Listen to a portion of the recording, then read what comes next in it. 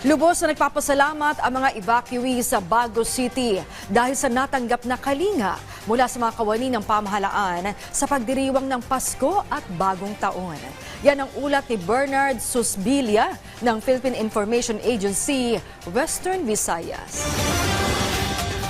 Malayo man sa kanilang mga tahanan, masaya pa rin ipinagdiwang ng mga evacuee sa athletes quarters ng Manuel Torres Sports Center, Bago City ang nagdaang Pasko at Bagong Taon. Ito ay dahil sa kalingang kanilang natanggap mula sa mga kawani ng pamahalaan na umaruga at nakisaya sa kanila sa halip na sa kanilang mga pamilya.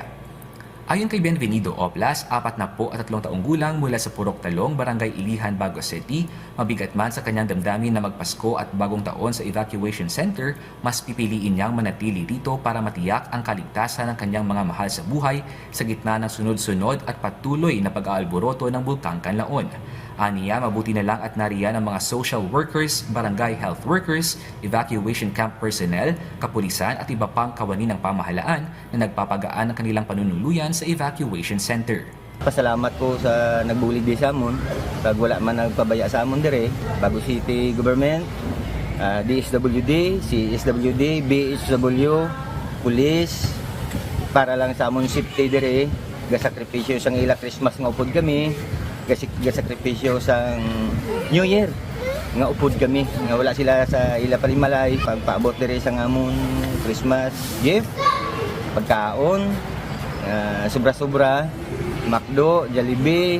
Pero labi sa tanan, pasalamat ko nga pag-ali namon to sa amon pag-evacuate, pag-abot namon dire nga may sa evacuation center, nga wala gani may naglaom nga may dangpan kami, no? May dangpan kami nga tulugan.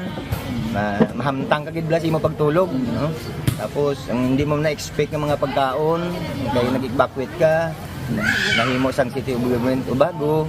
Maayos man ang kalagayan ng kanyang pamilya sa evacuation center, ipinapaabot ni Oplas sa pamahalaan na sana sila rin ay matulungan sa kanilang paghahanap buhay, pag-aaral ng kanilang mga anak at pagkukumpuni ng kanilang mga nasirang tahanan sa oras na sila ay makabalik na.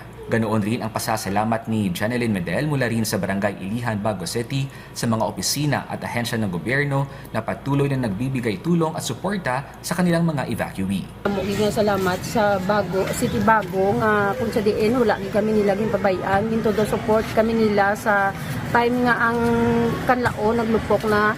Malaki man ang kanyang pasasalamat sa kalingang kanilang natatanggap sa loob ng evacuation center, kanya namang ikinakabahala ang pagkasira ng kanilang sakahan at bubong dahil sa ashfall. Bernard Susbilia mula sa Philippine Information Agency para sa Pambansang TV sa Bagong Pilipinas.